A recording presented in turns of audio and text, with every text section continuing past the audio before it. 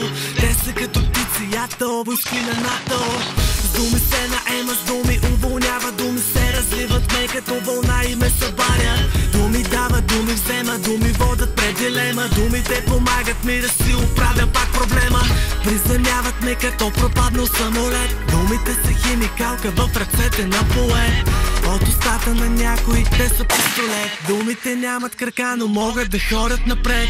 Сърцето е сломено, сърцето е разбито, сърцето ме боли и думите го предизвикват. Дали да си говорим или да поспорим, да останем на здраве и моля и до скоро. Сърцето е сломено, сърцето е разбито, сърцето ме боли и думите го предизвикват. Дали да си говорим или да поспорим, да останем на здраве и до скоро. Думите балони с хели издигат се нагоре. Винаги един оцелен, за който няма сори. Винаги виновен и винаги съборен, заради уникалната способност да говори. Думите балони с хели издигат се нагоре. Винаги един оцелен, за който няма сори. Винаги виновен и винаги съборен, заради уникалната способност да говори.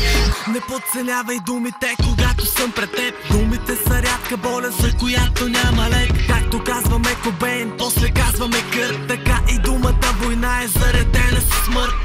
Няма победители и победени, и неказаните думи винаги водят до проблеми. Носят болка и тега и ни вкарват разни схеми, но го разбираме едва когато станеме големи. Поздрави ме със здравей, за да има после как си. Думите са подредени, дните са прекрасни. Подбираме ли собствените думи да са ясни, или крием ги вътре в себе си на частно? Приказка без край, с красиви думи и мелодия за нас.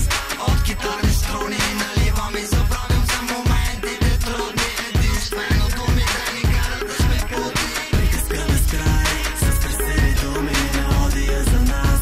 От гитарни струни наливам и забравям за моментите трудни. Единствено думите ни карат да сме будни. Думите балони с хели издигат се нагоре. Винаги един оцелен, за който няма сори. Винаги виновен и винаги съборен, заради уникалната способност да говори. Думите балони с хели издигат се нагоре. Винаги един оцелен, за който няма сори. Винаги виновен и винаги съборен, заради уникалната способност да говори.